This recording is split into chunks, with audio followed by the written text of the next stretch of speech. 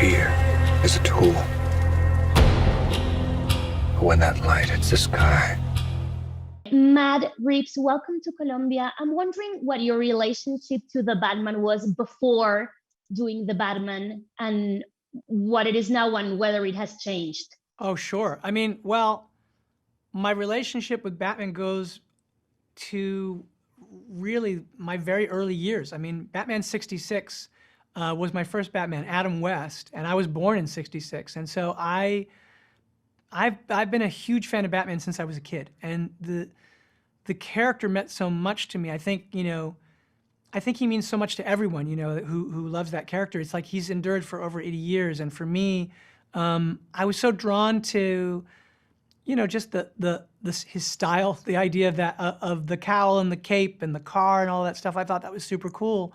But I think, obviously as I grew up and they started making sort of, the Burton movies and then the Nolan movies, like watching the evolution to me has been really exciting. And for me, I think taking on the character was very daunting because everybody has their own version of the character in their head, right? Of course, yes. And the films, there've been great movies. And so it's not like you're just doing, oh, okay, it's just a Batman movie. It's like, oh my God, it's a Batman movie. You feel like you're entering into a kind of hallowed space. And I think my relationship sort of changed in that what for me is exciting as a filmmaker is to think about how certain stories, if you're going to do a genre story, they allow themselves, if you have the kind of right enduring myth, and Batman is one, it's an opportunity to explore our world, right? You can use the metaphors of genre and genre filmmaking to do something that really relates to the world that we're in. And that was something that was really important to me, was that Gotham be very much its own world and a world that we know from the comics and from the history, but that it be in this iteration, as I think, the other films in their way would do, it needed to be very of this moment, of this world, and of our world, so that when you looked at it, you thought, okay, I've never been to this Gotham. It's not New York. It's not Chicago. It's definitely its own place. But I feel like this is a city somewhere in our world that I've just never been to before, and that it would relate to people's lives, even down to the idea of the sort of, the disturbingly, the nature Matt, of like. I lost you. Okay. Oh, did you lose me? Oh yeah, you're frozen. There. Can you hear me? You are frozen too. Oh, okay. We're both frozen. Let it go. Let it go. Okay. No. I was just listening to you. Okay. I lost you at Gotham City, which is weird.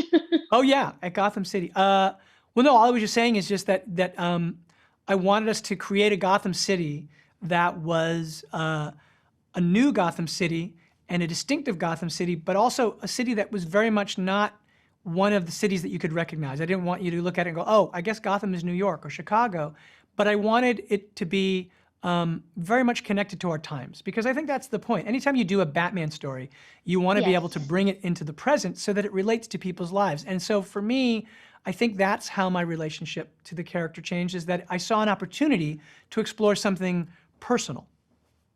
Let's talk about your take on the character. Let's talk Kurt Cobain. How is Kurt Cobain related to the Batman? Okay, well, I mean, that's funny because the Kurt Cobain is really a tone in it. And I think what happened was I started listening to Something in the Way when I was writing.